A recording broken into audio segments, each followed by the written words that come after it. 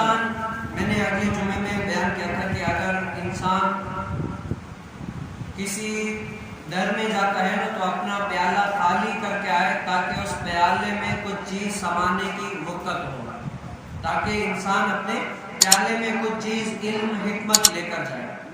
لیکن اگر انسان اس در میں آ کر بھی علم و حکمت نہ لے سکے تو وہ انسان اس شخص کی مانند ہو جاتا ہے۔ آپ دیکھیں نا آپ کہ آج کل لوگ اگر کوئی یہاں پر مسجد میں یا کسی ولی اللہ کے پاس یا کسی نیک بزرگ کے پاس، کسی کے پاس آستانے کے پاس جاتا ہے، وہ کیوں جاتا ہے؟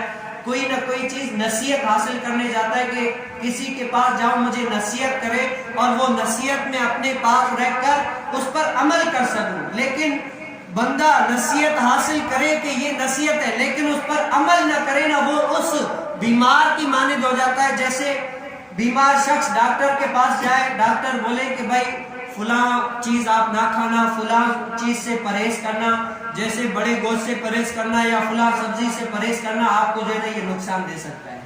اب وہ ڈاکٹر کے پاس گیا، سب کچھ سنا، لیکن کیا اس سے پرہیز کا بولا پرہیز نہ کرے، تو بتاؤ اس کے ڈاکٹر کے پاس جانے کا کوئی فائدہ ہوا؟ نہیں ہوا۔ کیوں؟ جو ڈاکٹر نے جس چیز سے منع کیا تھا وہ اس چیز سے رکا نہیں ہے، تو اس کو ڈاکٹر کے پاس جانے کا اس کو کوئی بھی فائدہ نہیں ہوا۔ کیوں؟ ڈاکٹر کی ماننی نہیں تھی، تو فائدہ کیا جانے کا۔